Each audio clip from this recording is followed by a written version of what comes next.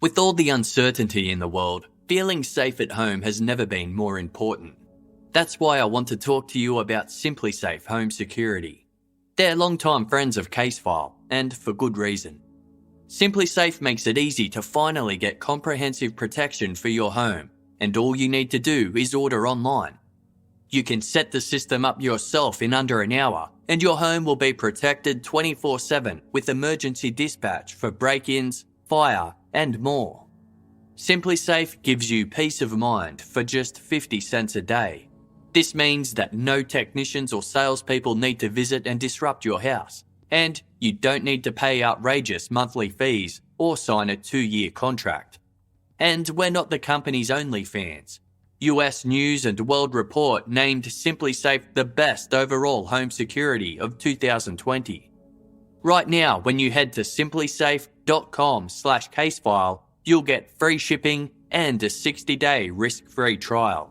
That's simplisafe.com/casefile to make sure they know that our show sent you. From SimpliSafe and all of us here, wishing you safety and good health.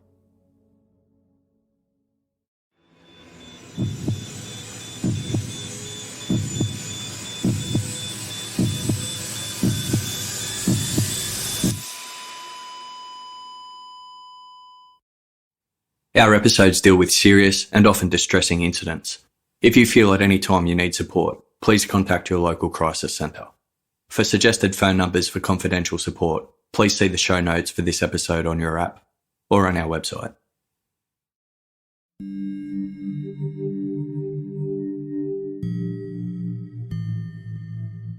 When Dennis Nilsen moved out of his flat at 195 Melrose Avenue in Cricklewood, he had already taken the lives of 12 victims. By Monday, November 23, 1981, he had been living in his new flat at 23 Cranley Gardens in Muswell Hill for 7 weeks and was eager to put the past behind him and start afresh. It was his 36th birthday, and to celebrate, he took the day off work and headed out to the pub.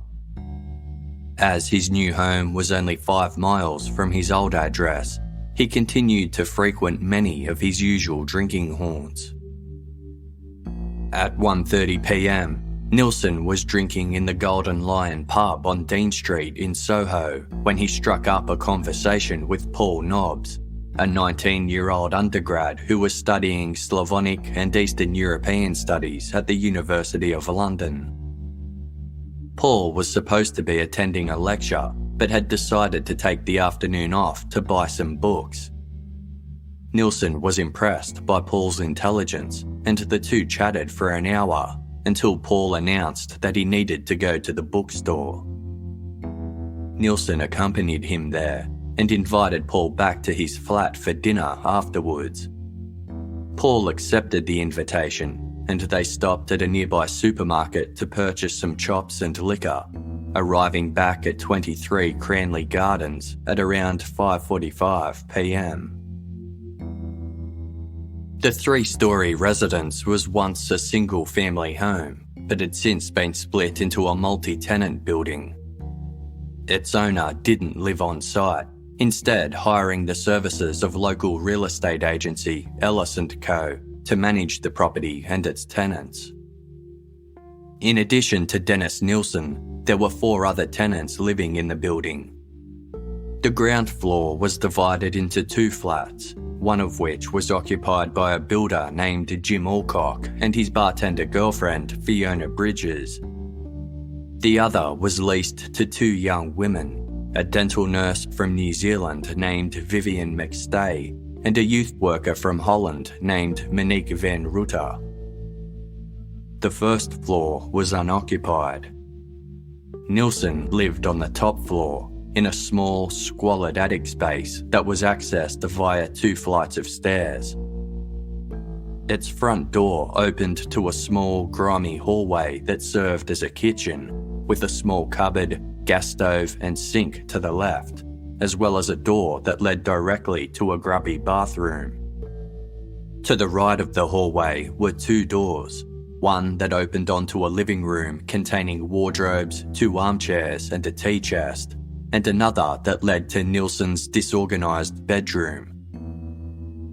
A double bed sat in the middle of the room, with a small sofa to its right, along with a television, stereo, several pot plants, and other odds and ends. Each room had sloping ceilings and dull brown carpets that were simply laid on top of the floor instead of fitted into place. When Nielsen and Paul Nobbs arrived at the flat, Nielsen cooked them dinner and the two sat down to drink and watch television. Paul called his mother to let her know he'd be home shortly, but he then started feeling sick from all the alcohol and phoned her back to say he would be spending the night at a friend's place. The two men eventually undressed, hopped into Nielsen's bed and started kissing, but they were both tired and soon fell asleep. At 2 a.m, Paul woke up feeling nauseated with a throbbing headache. He went to the kitchen, poured himself a glass of water and sat on the couch for a while. Nielsen got up to check on him and they both went back to bed. At 6 a.m, Paul woke again and went back to the kitchen, which had a mirror above the sink. Upon catching a glimpse of his reflection, Paul realised that his face was red and bruised and his eyes were bloodshot. His hands were shaking uncontrollably, his throat hurt, and there was a deep red mark across his neck. When Nielsen saw Paul, he remarked, "God, you look awful," and suggested that he see a doctor. He then wrote down his address and told Paul that he hoped they would see one another again. Paul staggered away from Nielsen's flat and made his way to the University of London for his scheduled classes. One of his tutors noticed that he looked incredibly unwell and immediately booked him an appointment at the University College Hospital around the corner from the campus. At the clinic, Paul's hands shook so badly that he knocked over a cup of coffee and was unable to light a cigarette. The doctor gave him a tranquilizer to calm his nerves, and after conducting a checkup, deemed that Paul's symptoms were consistent with having been strangled.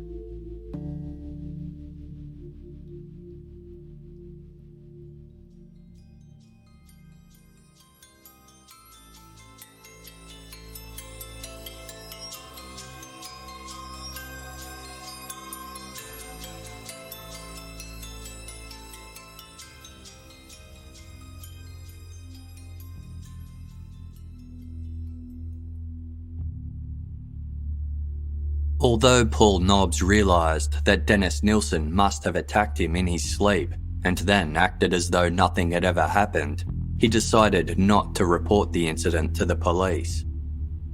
To explain the mark that remained visible across his neck for the next 3 months, he told others that he had been attacked during a mugging. Paul spotted Nilsen at the Golden Lion about a year after the incident, but avoided speaking to him.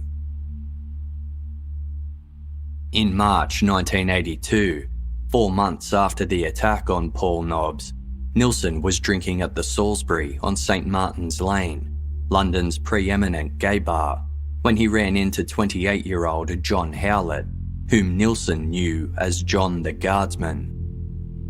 The two had met at another pub a couple of months earlier, where John had boasted of being an ex-Grenadier Guardsman, and they had chatted over drinks for a couple of hours. John had lived a troubled life. At the age of 13, he was kicked out of his family home and spent his adolescence living in group residences, where he was constantly in trouble with the police. As an adult, John had served time in prison for theft and made ends meet by working in travelling fairgrounds. At the Salisbury, John recognised Nilsen and joined him for a drink at the bar. The service was slow, which frustrated Nilsen, and he suggested they go to his flat to drink instead. John agreed, and the pair walked to a liquor store to stock up on alcohol, before catching the tube back to 23 Cranley Gardens. There, Nielsen cooked dinner and the two settled in to drink and watch television in the living room. As midnight approached, John asked if he could rest his head for a while. Nielsen agreed and continued watching TV while John left to lie down in the bedroom. At around 1 a.m, Nielsen went to the bedroom and found John lying half naked and asleep in his bed. He woke him and commented, "I thought you were getting your head down. I didn't know you were moving in." Nielsen offered to call John a taxi, but John said he didn't feel like getting up. This frustrated Nielsen, as he didn't find John attractive and no longer wanted him in his flat. He poured himself another glass of rum and sat on the edge of the bed, contemplating what to do next. Eventually, Nielsen retrieved a strap of material from underneath an armchair, straddled John's body, and tied the material around his neck, remarking, "It's about time you went."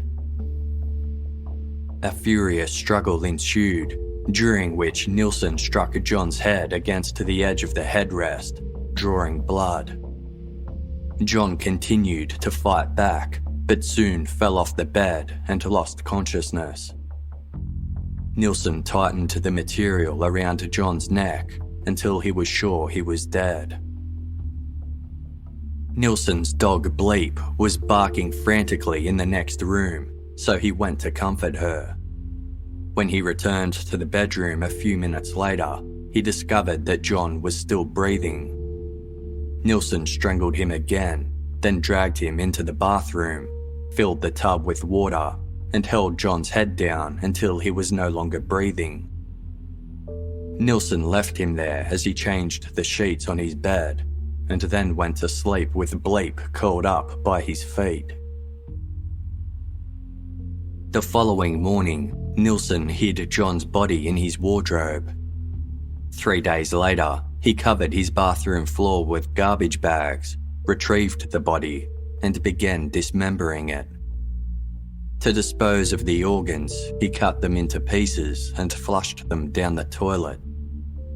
This proved to be a time-consuming process, so he attempted to speed things up by boiling the flesh and organs into a soup-like consistency that was easier to flush. Once the bones of the hands, feet and ribs were free of flesh, he broke them apart and placed them in his regular rubbish bin to be tossed out with the rest of his household waste. Nielsen packed the bigger bones, including the skull, arms, legs and pelvis, into several garbage bags along with salt and padding, and stored them in the tea chest in the corner of his living room.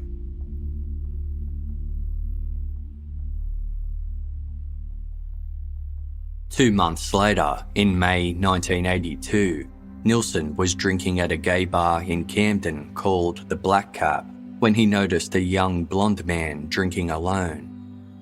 The man had several red marks on his face, and Nielsen approached to ask about his injuries. The man introduced himself as 21-year-old Carl Stoddard and explained that he had just escaped from an abusive boyfriend. His facial wounds were carpet burns from the most recent attack, and he was drinking to distract himself. Nielsen smiled and reassured Carl that he was still attractive despite his injuries. Carl was struck by Nielsen's kindness, and the two began chatting, bonding over the shared alienation they felt from their families. When the Black Cap closed, Nielsen invited Carl back to his flat. He accepted, and they caught a cab, holding hands throughout the ride. Nielsen didn't approve of the route the driver chose to take them home, and became unusually angry, retaliating by paying with the smallest change possible. Once they arrived at 23 Cranley Gardens, the two men drank heavily while listening to music. At one point, Nielsen insisted Carl listen to his favourite song using headphones and stood behind him as he did so, watching intently. They became affectionate, but Carl told Nielsen he didn't feel like having sex. Carl eventually had too much to drink and felt ill, so they decided to go to bed. Nielsen pointed out that the sleeping bag on his bed had a loose zipper and warned Carl to be careful not to get caught in it. About an hour later, Carl woke up suddenly when he felt a sharp pain and sense of tightness around his neck. Nielsen was behind him, pulling on the sleeping bag, warning Carl to stay still. Thinking he was caught in the zipper and that Nielsen was trying to help him out, Carl struggled to set himself free, but soon lost consciousness. When he came to, he could hear water running and felt incredibly cold. Quote, "I knew I was in the water and he was trying to drown me. He kept pushing me into the water. The third time I came up, I said, 'No more, please, no more.' And he pushed me under again. I just thought I was dying. I thought this man was killing me and I was dying. I thought, you were drowning. This is what it feels like to die. I felt very relaxed and I passed out. I couldn't fight anymore." Assuming that Carl was now dead, Nielsen carried him out of the bath and placed him on the living room floor. His dog Bleep then started licking Carl's face, which alerted Nielsen to the fact that he was still alive. Seemingly changing his mind about murdering Carl, he spent the next few hours attempting to revive him and warming him up. Carl eventually regained consciousness, but was dazed and disorientated and had trouble remembering what had happened. He saw his reflection and realised there was a deep red mark around his neck and broken blood vessels all over his face and in his eyes. Nielsen explained that Carl had been caught in the sleeping bag zipper and lost consciousness, and that he had splashed water onto Carl's face to wake him up. In a state of shock, Carl believed Nielsen, who spent the morning comforting him. When Carl started to feel slightly better, Nielsen walked him to a nearby tube station and gave him his name and address in case he wanted to remain in contact. Carl made his way to the Royal Free Hospital in Hampstead, roughly 3 miles from Nielsen's flat, and told a doctor there that he'd been caught in a zipper.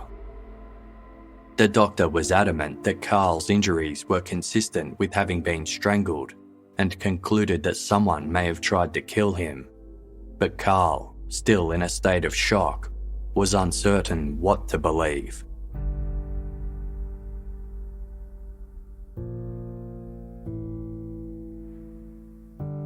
Around the time of the attack on Carl Stoddard, Nielsen applied for another promotion at the job centre, but was once again denied. He wrote a letter to his personnel manager saying that he felt victimised and asked what was preventing him from moving up the ladder. Nielsen was subsequently invited to appeal the decision and succeeded. After 8 years of service, he was finally promoted to the role of executive officer. On June 28, 1982, Nielsen was reassigned to the Kentish Town Job Centre branch, located approximately 3.5 miles from his flat in Muswell Hill. His manager was a woman named Janet Lehman, and the two formed a close professional relationship that was the happiest of Nielsen's working career. Despite these positive changes, he continued to drink heavily, and within a couple of months, he resumed his old patterns. One September evening, Nielsen returned to his flat with 27-year-old Graham Allen. Graham was a Scottish-born heroin addict with a troubled past who had moved to London in 1971 under the false lure of easy employment. Since then, he had spent years squatting in abandoned buildings, funding his drug addiction through a mix of government unemployment benefits, panhandling, and petty theft. Throughout the late 1970s and early 80s, he spent time in both rehab and prison, and when released, he escalated to robbing pharmacies. Graham was engaged in a long-running affair with a woman named Leslie, who was the girlfriend of a well-known local criminal, and the two had a young son together. One night in September 1982, Graham and Leslie had a frenzied argument. Graham was drunk and demanded that Leslie give him money to buy heroin. When she refused, he proceeded to punch himself in the face. Fearful of his increasingly violent behaviour, Leslie locked Graham out of her house, telling him to go away and never come back. It's unclear where Graham and Nielsen met or how Graham ended up at Nielsen's flat, but once they were there, Graham requested something to eat. Nielsen didn't have much food in the house except for a carton of eggs, so he made Graham a large omelette. When Graham was about 3/4 of the way through eating it, he suddenly fell asleep or passed out with a large piece of the omelette hanging out of his mouth. Nielsen couldn't tell whether Graham was still breathing or not, but he leaned forward and proceeded to strangle him. He later recalled, "If the omelette killed him, I don't know, but anyway, in going forward, I intended to kill him. An omelette doesn't leave red marks on a neck. I suppose it must have been me." The next day, Nielsen filled the bathtub with water and placed Graham's body inside it before going to work as usual. He kept the body in the tub for 3 days, changing the bathwater on occasion. On the 4th day, he dismembered Graham's body, boiled several of the body parts, and then flushed the organs and some of the flesh down the toilet. He placed the rest of the remains into black plastic bags and stuffed them into the tea chest alongside the remains of John Howlett. Graham's girlfriend, Leslie, was used to him disappearing for long periods of time, but he always wrote her letters during his absence. After she failed to hear from him for several months, Leslie continued to hope that Graham was alive, but feared that he had actually passed away from an overdose. He was never reported missing.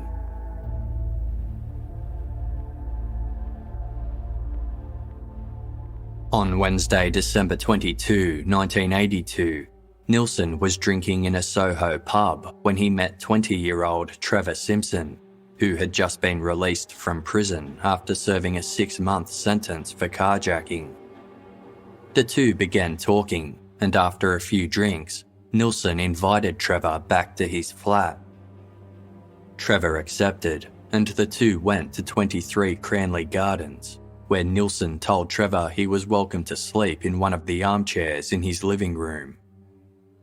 The next morning, he extended the offer, and Trevor stayed for several more days. Although he was happy to have a place to stay over Christmas, Trevor soon became frustrated with Nielsen, who continuously bombarded him with left-wing political rhetoric. He also noticed an awful odour that seemed to emanate from the flat, but wasn't inclined to search for the source of the smell. By Monday, December 27, Trevor had stayed at the flat for 5 days. Nielsen made them a stew to eat, but became irritated when Trevor made a rude remark about the taste. Later that night, Nielsen drunkenly muttered something about needing to consult with the professor about whether or not Trevor could stay any longer. Trevor went to bed shortly afterwards, but awoke at 1 a.m. to find the living room filled with smoke. He ran to the kitchen, where he found Nielsen calmly drinking a glass of water. The smoke was determined to be coming from a pair of jeans on the living room floor, which Nielsen said was likely caused by Trevor dropping a lit cigarette. The fire was extinguished without further incident, and Trevor stayed for one more night before moving on, with Nielsen saying he was welcome to return any time. A few days later, at around lunchtime on Friday, December 31, Nielsen visited a pub down the street from his flat. He returned home at 8 p.m. and knocked on the door of his downstairs neighbours, Vivian McStay and Monique Van Rutter, to ask if they wanted to watch television with him upstairs. The women declined, as they were in the middle of cooking dinner and could also tell that Nielsen was very drunk. He seemed annoyed by their refusal, but invited them to join him at the local pub later that night to celebrate the new year, then went back upstairs. At around 11 p.m, Nielsen walked to the nearby Green Man pub, where he met a young Japanese chef named Toshimitsu Ozawa. The pub closed just after midnight, and the two decided to return to Nielsen's flat. Once they were inside, Nielsen calmly approached Toshimitsu with a necktie pulled tautly between his outstretched arms. At first, Toshimitsu thought Nielsen was joking, but when Nielsen repeated the action again, Toshimitsu realised Nielsen was serious. Terrified, Toshimitsu kicked Nielsen in the groin and fled from the flat, running down the stairs and into the night. The downstairs neighbours, Vivian and Monique, heard arguing, followed by banging and the sound of someone sobbing. They ventured outside to see what was going on, only to find a highly intoxicated Nielsen on the stairs. Toshimitsu reported the incident to police, but felt it was too much trouble to follow through with the complaint, and subsequently withdrew it.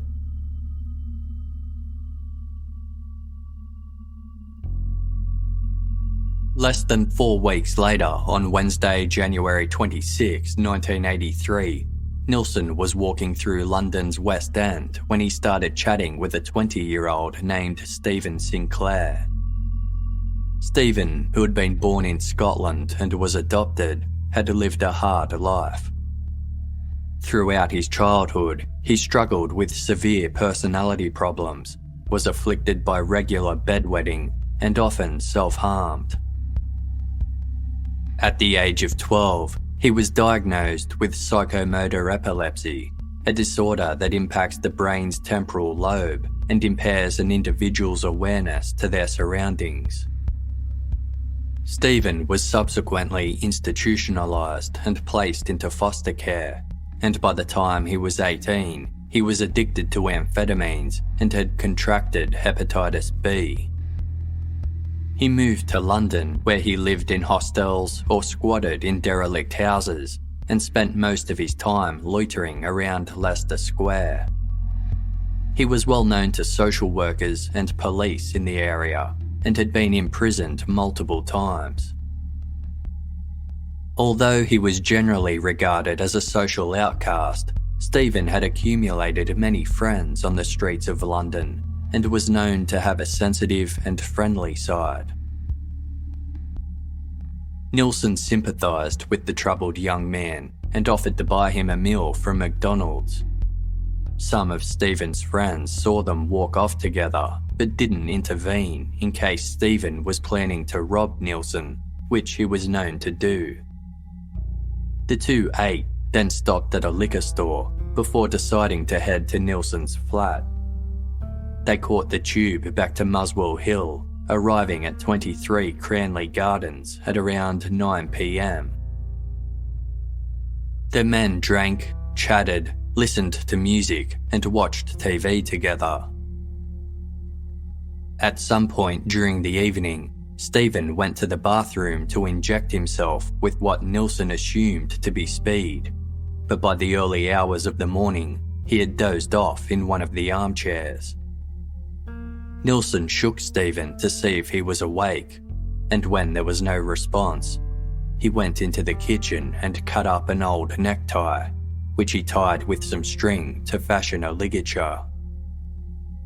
Bleep followed him back into the living room wagging her tail, and Nielsen patted her before ordering her into the bedroom.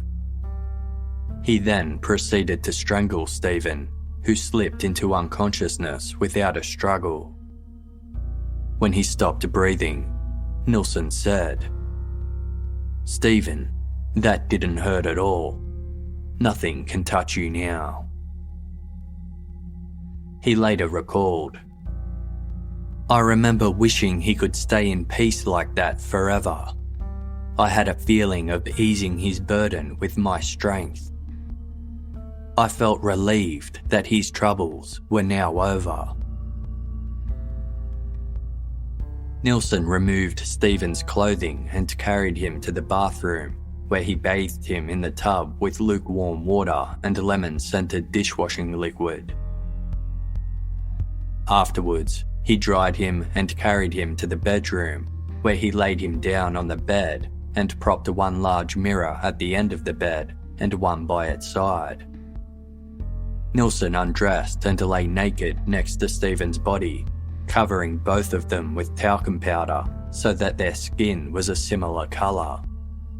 He later told author Brian Masters, "I spoke to him as if he was still alive. I was telling him how lucky he was to be out of it all. I thought how beautiful he looked and how beautiful I looked. He looked sexy, but I had no erection. He just looked fabulous." In another account, he recalled, "I wanted to touch and stroke him, but did not. I lay naked beside him, but only looked at the two bodies in the mirror. I just lay there and a great peace came over me. I felt that this was it, the meaning of life, death, everything. No fear, no pain, no guilt. I could only caress and fondle the image in the mirror. I never looked at him. No sex. Just a feeling of oneness." The next morning, Nielsen dressed Stephen in some of his own clean clothes, placed his body in the living room wardrobe, and went to work.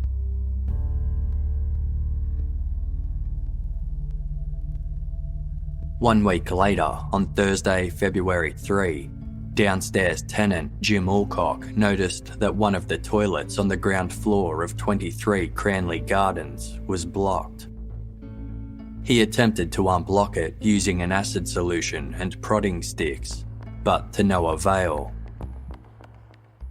The next morning, Jim's girlfriend, Fiona Bridges, bumped into Dennis Nilsen and asked if he was having any trouble with the toilet in his flat, and Nielsen replied that he wasn't. Jim phoned the building's estate agency, Ellis & Co., to notify them of the issue and to ask for the number of a plumber. At 4:15 p.m, Fiona called the plumber, but he wasn't available, so she left a message with the details. Nielsen had spent the afternoon of Friday, February 4 drinking at the pub to prepare himself for the process of disposing of Stephen Sinclair's body. In the evening, he returned to his flat, lined the bathroom floor with garbage bags, and retrieved Stephen's body from the wardrobe. Using a carving knife, he dismembered the body and removed the organs. Employing the same technique he had used when disposing of John Howlett, he boiled various body parts to soften the tissue so that it would be easier to flush down the toilet. At this point, It hadn't occurred to Nielsen that the blocked toilets his downstairs neighbours were experiencing could be caused by his actions. Halfway through the task, he took a break to walk bleep to a nearby supermarket where he purchased cigarettes and a bottle of rum. Upon returning home, he listened to classical music and drank heavily while the body parts simmered on the stove. By midnight, he was too drunk to continue with the disposal, so he went to bed with Stephen's remains still in the living room and his head in a pot. The next day, Saturday, February 5, Nielsen woke with a hangover and spent most of the morning in bed. Unbeknownst to him, plumber Mike Welch arrived at around midday to inspect the drains from outside the property. Unable to clear the blockage himself, Mike determined it was a job for specialist plumbing company Dino Rod, and a technician was booked for the next available appointment on Monday. Later that afternoon, Nielsen was leaving the house when his downstairs neighbour Fiona informed him of the plumbing situation and recommended that he avoid using the toilet in his flat until the Dino Rod technician's visit in 2 days' time. Only then did it dawn on him that his flushing of body parts down the toilet had likely caused the blockage. He went to the supermarket to purchase cleaning products and air fresheners and returned to the flat to finish disposing of Stephen's remains. Later that evening, Nielsen's longtime friend, Martin Hunter Craig, paid him an unexpected visit. Nielsen only held the door open a fraction and told Martin he couldn't come in because he was with another visitor. Martin noticed that Nielsen seemed agitated and that his face was ghostly pale. There was also a strange, vomit-like odour emanating from the flat. At this point, Bleep noticed the door was partially open and ran outside and down the stairs. Nielsen instructed Martin to hold the door, but warned him not to go inside, and then chased after his dog. He returned with Bleep shortly after and asked for reassurance that Martin hadn't entered his flat. Martin assured Nielsen that he hadn't. Martin assumed that Nielsen had been drinking and didn't want him to go inside because there was someone there whom he was having sex with, so he left the property. Nielsen then spent the rest of Saturday night watching television.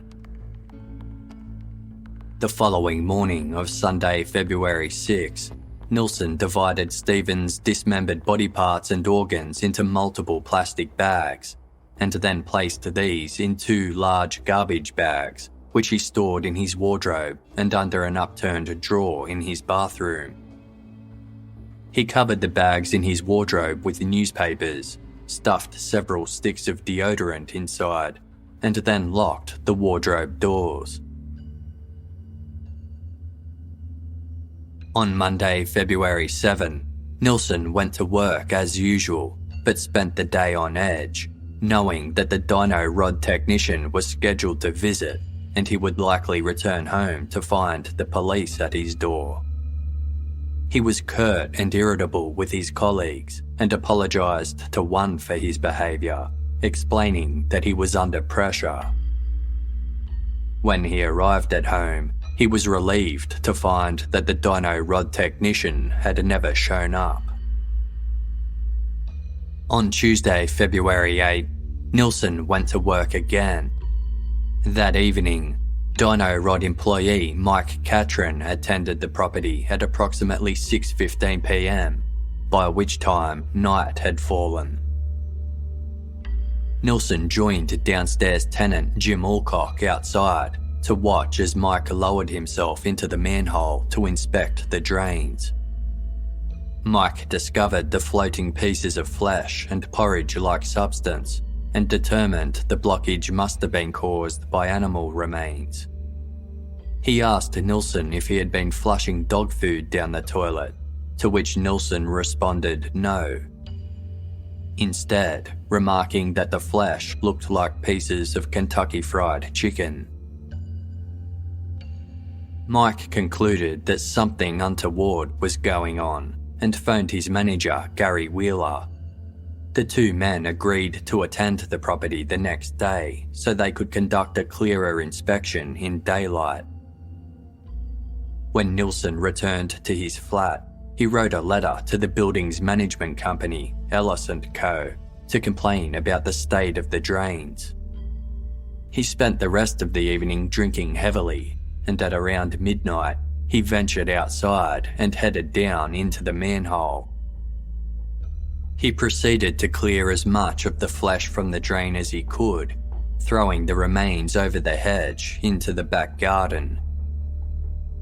In order to disguise the remainder of the drain's contents, he decided he would buy some Kentucky Fried Chicken in the morning and throw it into the mix. Downstairs tenants Jim and Fiona were awake and heard footsteps on the stairs, followed by the sounds of someone walking in the back garden and the manhole cover being removed. They also heard the repeated flushing of the toilet located on the landing. Jim armed himself with a pole and went out to investigate, catching Nielsen as he was returning to his flat, his shirt sleeves rolled up and a torch in his hand. When Jim asked his neighbour what he was doing, Nielsen explained that he had gone outside to urinate.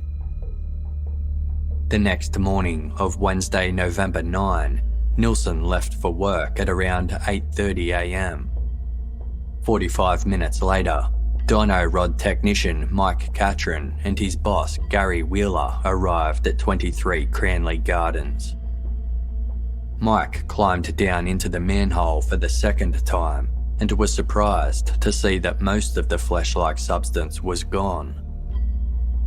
Fiona Bridges, who was the only tenant at home, told Mike and Gary about the noises she and Jim heard the night before and how they had caught Nielsen sneaking around outside in the early hours. Mike continued to fish around in the drain until he pulled out what appeared to be a human knuckle, along with more pieces of flesh and bone.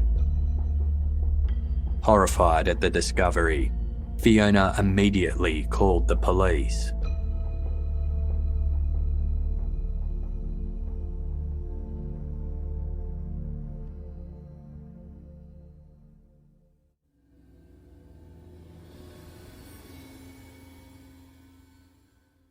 If you've been finding yourself stuck indoors and looking to update your furniture, Article can help transform any space, all from the comfort of your home.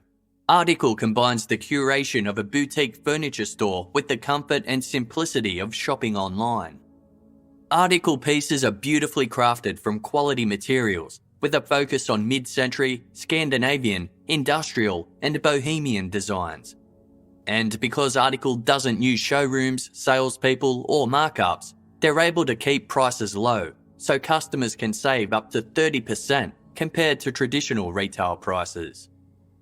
They also offer fast, affordable shipping across the USA and Canada, with all orders over $999 eligible for free shipping. Casefile's composer, Andrew, used Article to spruce up some of the rooms in his house with eye-catching rugs. He thought the whole experience was excellent, from the easy-to-use website with a wide range of products, through to the professionalism of the delivery guys. Article is offering listeners of Casefile $50 off their first purchase of $100 or more. Go to article.com/casefile and the discount will automatically be applied at checkout. That's article.com/casefile to get $50 off your first purchase of $100 or more. Because everyone is different, the Noom Health app adjusts to your lifestyle. They teach you the psychology behind the decisions you make and then help you keep track of everything, from workouts and steps to analysing your diet and recommending healthy recipes. Noom also connects you with a personally assigned goal specialist and a community of other Noom users, so you have all the support you need to empower your change. Jess, one of Casefile's researchers, recently took the quick online survey and was impressed by how filling out some simple questions provided her with a tailored weight loss goal specific to her busy lifestyle. No food is good, bad, or off limits. Noom teaches moderation and can be used in conjunction with many pre-existing popular diets if you want. They won't tell you what to do and what not to do. Instead, Noom teaches you how to look inside your own mind and make better decisions for yourself. You don't have to change it all in one day. Small steps make big progress. Sign up for your trial today at Noom, noom.com/casefile. What do you have to lose? Visit noom.com/casefile to start your trial today. That's noom.com/casefile. As we all adapt to this changing world, we're going to be buying more stuff online than ever before. If you're an e-commerce seller, you should consider shipping your products with ShipStation. They know that getting a lot of orders out fast can be tough, so they help you keep track of who gets what, select the ideal carrier for your customers, and get you the best rates. Whether you're selling on eBay, Amazon, Shopify, or one of more than 100 other popular selling sites, ShipStation brings all your orders into one simple interface, making it easy to manage orders from any device, including your phone. Regarded as the #1 e-commerce shipping solution in the United States, ShipStation is also available throughout Australia, the UK, and Canada. And right now, Casefile listeners can try ShipStation free for 60 days when you use offer code CASEFILE. Make sure your business is ready to meet the demands of delivery culture. Get started at ShipStation.com today. Click on the microphone at the top of the homepage and type in CASEFILE. That's ShipStation.com, then enter offer code CASEFILE. ShipStation.com. Make ship happen.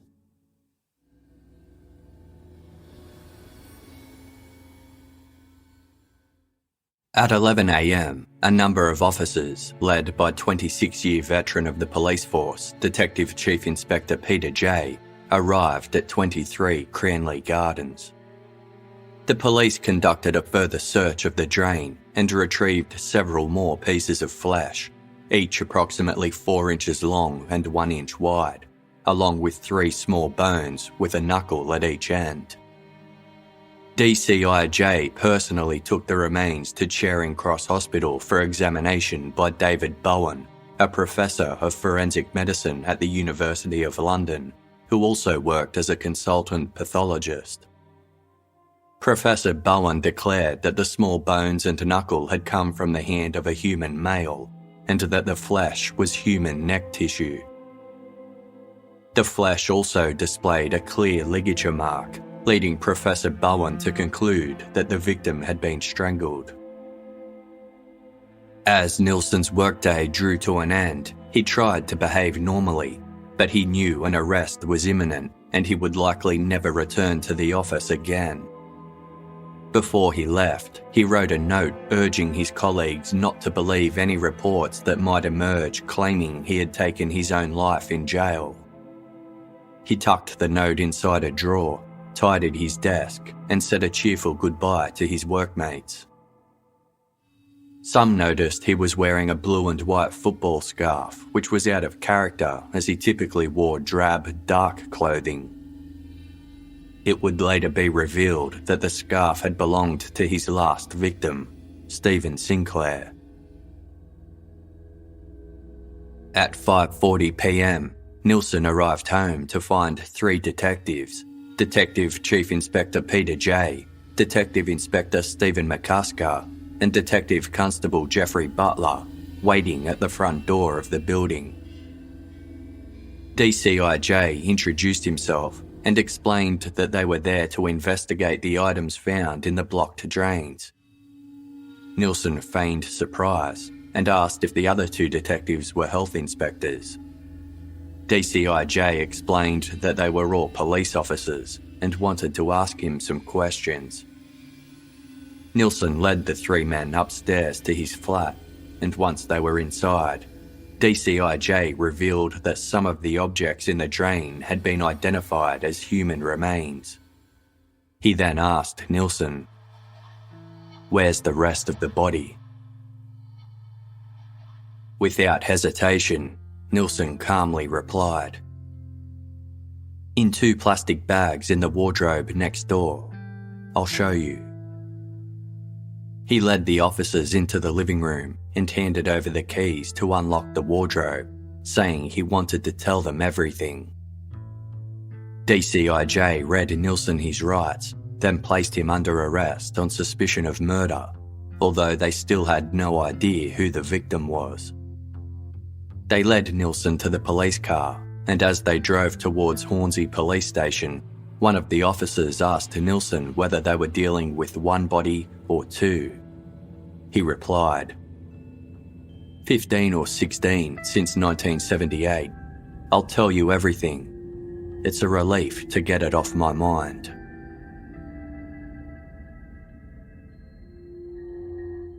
Nielsen initially declined to hire a lawyer and was held in custody while the police conducted a thorough search of his flat, recovering the remains of John Howlett and Graham Allen from the tea chest and Stephen Sinclair from the drawer in the bathroom.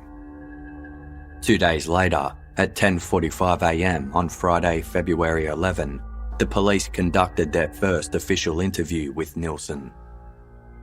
He admitted to the murders of the 3 men whose remains were found at 23 Cranley Gardens and to a further 12 at his former residence on Melrose Avenue in Cricklewood. Police took Nielsen to the Melrose Avenue flat, where he showed them the 2 locations in the rear garden and surrounding wasteland where he had burned the bodies of his other victims. He also confessed to as many as 7 other attempted murders.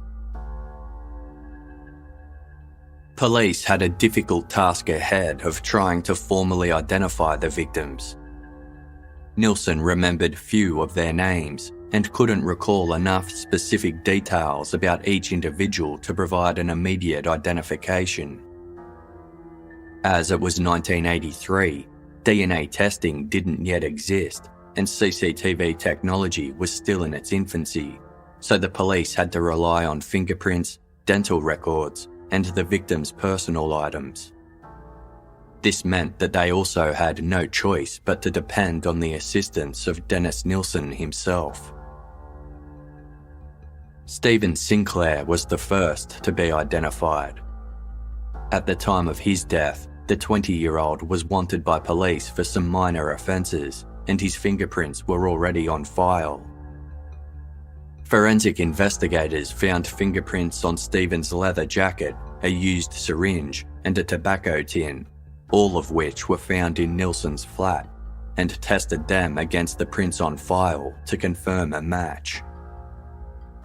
At 5:45 p.m. on February 11, Nilsen was officially charged with Stephen's murder.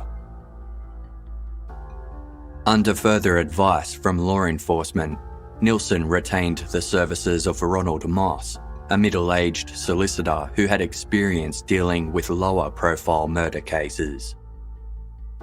During their first meeting, Nilsen took an immediate liking to Moss. Moss found Nilsen to be calm and rational and agreed to accept him as a client. The tabloid press had already been tipped off about the grim discovery at 23 Cranley Gardens by Dino Rod plumber Mike Catron and were circling for further information so they could run a story. Within an hour of the formal charge being made, reporters managed to locate Nilsen's mother Betty in Aberdeenshire, Scotland, and requested photographs of her son. Betty obliged on the basis they would be returned to her, but she later found out the photographs were sold for large sums of money and she never got them back. That evening, Nilsen's friend, Martin Hunter Craig, was watching television when a news report revealed that body parts had been discovered in the drains of an apartment building in Muswell Hill. The name of the killer was withheld, but when the report showed an image of 23 Cranley Gardens, Martin realised that Nielsen must be responsible. He was shocked to think that he had been at the property just days earlier.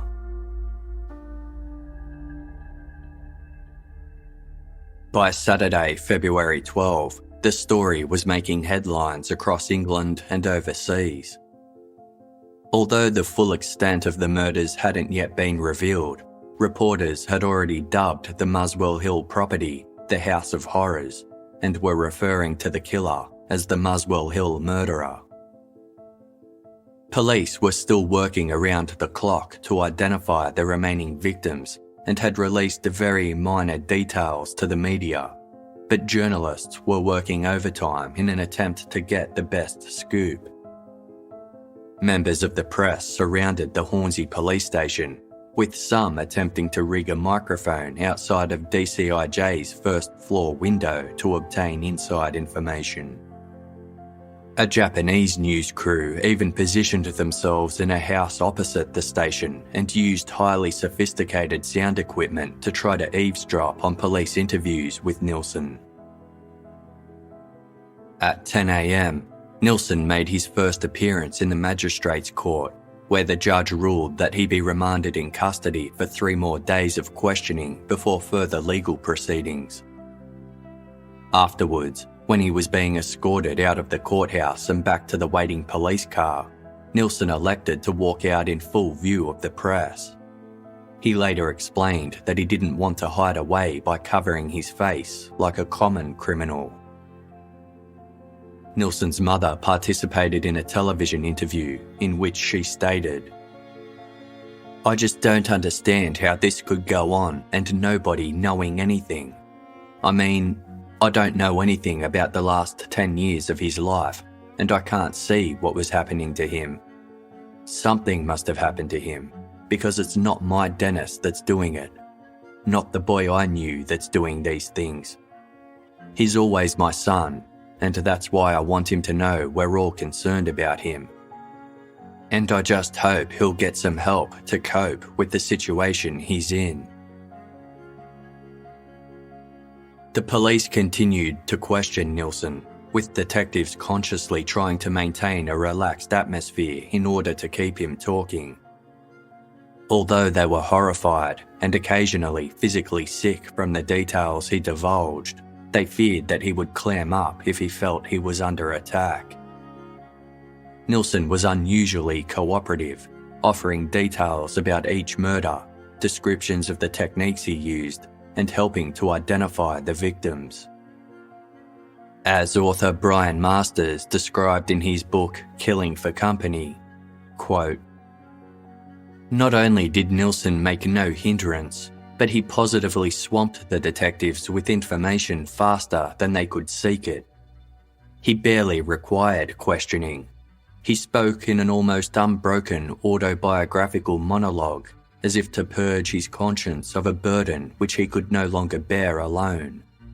Yet there were no irrelevant details, no digressions into personal life, no pleas for comfort or understanding. He admitted that he was astonished he had no tears for the people who had died at his hands." It soon became clear to the detectives that the number of people who visited Nielsen's flat without incident far outweighed those who came under attack or were killed. Nielsen rejected the suggestion that he intentionally sought out victims, claiming that he only ever went out in search of company and the attacks were never planned. Quote, "When I voluntarily go out to drink, I do not have the intention at that time to do these things. I seek company first and hope everything will be all right." Nielsen claimed to be relieved that he'd finally been caught, as he would have kept killing otherwise, and the detectives were convinced he never would have given himself up of his own accord. In a later interview for the television program Britain's Most Evil Serial Killers, DCIJ recalled, "Nielsen said if you hadn't have caught me now, it wouldn't have been 15, it would have been 150. And I think he might have been right. When the formal interviews were finally complete, Nielsen's solicitor, Ronald Moss, asked him why he had committed the crimes. Nielsen responded, quote, "I am hoping you will tell me that." While the police and prosecution continued to gather evidence for trial, Nielsen was housed at Brixton Prison in the inner south of London. Upon his arrival, he was required to change into the standard prison-issued uniform of brown trousers and a blue-striped shirt, and based on a psychiatrist's recommendation, he was placed in the prison's hospital wing for his own safety. Nielsen was only allowed out of his cell to participate in supervised exercise for half an hour each day, and was forbidden from associating with other prisoners. He was labelled a Category A prisoner, which meant he posed the highest threat to police and the public, and was moved between cells every couple of days. Nielsen was also banned from attending the chapel, which upset him even though he was an atheist. Frustrated that the chaplains didn't stand up to the prison governor on his behalf, he labelled them Christian hypocrites, who were worse than cockroaches. With Nielsen incarcerated, his beloved dog Bleep was taken in by an animal rescue shelter in southwest London to be rehomed, but within a week of her arrival, she became ill and passed away. Her death left Nielsen heartbroken, and he later explained to author Brian Masters, "I am ashamed that her last days should be so painful. She had always forgiven me everything, and nothing but me could ever break her heart. She never let me down, but in the moment of her greatest crisis, I was not there." In prison, Nielsen soon became infatuated with a fellow inmate named David Martin, a small, effeminate career criminal who had spent his whole life in and out of jail. Martin was serving time for a spree of burglaries which resulted in him shooting a police officer and later escaping from the magistrate's court using pins he stored in his long hair. Nielsen and Martin barely spent any time together and only saw each other occasionally in the exercise yard, but Nielsen became upset when Martin was relocated to a different prison a few months later. In an attempt to maintain a semblance of a connection with Martin, Nielsen contacted Martin's solicitor, Ralph Hyemes, to ask if he would consider representing him as a client. Hyemes had a reputation for successfully defending notorious clients, so some also saw this as a tactical decision on Nielsen's behalf. He felt that his initial solicitor, Ronald Moss, was failing to help him stand up against the prison regime that he believed was working to bully him, and he had dismissed and rehired Moss 3 times. During those periods where Nielsen had no legal representation, he had unsuccessfully attempted to represent himself.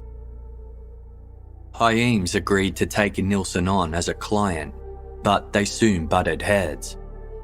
Nielsen accused Hyemes of working too closely with the press, yet failing to use these opportunities to tell the public how poorly Nielsen was being treated in prison.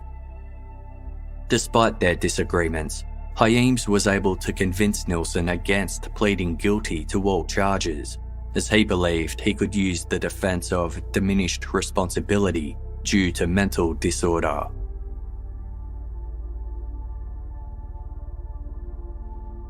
To pass the time in prison, Nielsen spent most of his days writing. He started working on an autobiographical manuscript titled History of a Drowning Boy, and also established a professional relationship with Brian Masters, an author best known for his histories of the British aristocracy. Masters had developed an interest in the extremities of human behaviour and wrote a letter to Nielsen asking if he would be open to cooperating on a book project. On March 30, 1983, Nielsen wrote to accept Master's invitation, opening the letter by saying, quote, "I pass the burden of my past actions onto your shoulders." The two began exchanging letters, with Masters also visiting Brixton Prison twice a week to speak with his subject. Nielsen didn't hold back, providing a comprehensive and in-depth account of his childhood, his time in the army, career problems, sexual fantasies, relationship history, and each of the murders. In an early letter to Masters, Nielsen wrote, "I have led a strange life so far. Schoolboy, soldier, chef, projectionist, policeman, clerical officer, executive officer, drunk, sexualist, male and female, murderer, animal lover, independent trades union officer, debater, champion of social causes, do-gooder, dissector of murder victims, grand vizier, and probably lifer. If there is a God, he must have a weird and jumbled sense of priorities. Job finder, peace campaigner, amateur filmmaker, mine of useless information, administrator, pen pusher, detained prisoner, solitary reaper, killer of the innocent, unremorseful, reformed character, enigma, now rapidly becoming a national receptacle into which all the nation will urinate, warped monster, madman, ungodly, cold and alone."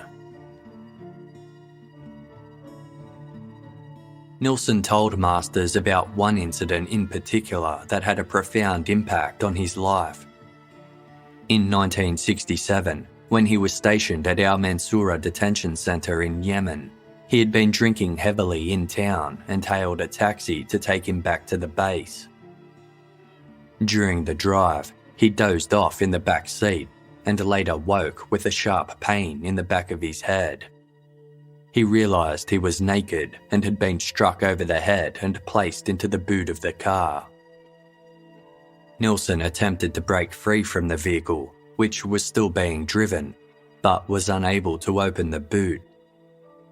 After a short drive, the car stopped, and Nielsen decided that his best chance to escape would be to play dead. The taxi driver got out, opened the boot, and started touching Nielsen, who tried to look as limp and lifeless as possible. The driver attempted to lift Nielsen out, at which point Nielsen's hand touched metal, and he realised there was a car jack handle close to him. He grabbed hold of it and delivered a hard blow to the taxi driver's head, immediately knocking him unconscious. Nielsen climbed out of the boot and struck the driver twice more in the skull. He saw that the car was parked in an isolated spot amidst a cluster of old buildings, so he wiped the jack handle clean and put it back in the boot, along with the driver. Then he quickly put his clothes on and walked to the detention centre through the darkness. He was reprimanded for being delinquent, but never said a word to anyone about his ordeal. Nielsen told Masters that the next morning he was filled with horror over the incident and started having nightmares about being tortured, raped, murdered, and mutilated. A psychologist later determined that Nielsen had fabricated this entire event. If that was the case, Masters believed it further proved just how powerful Nielsen's fantasies were.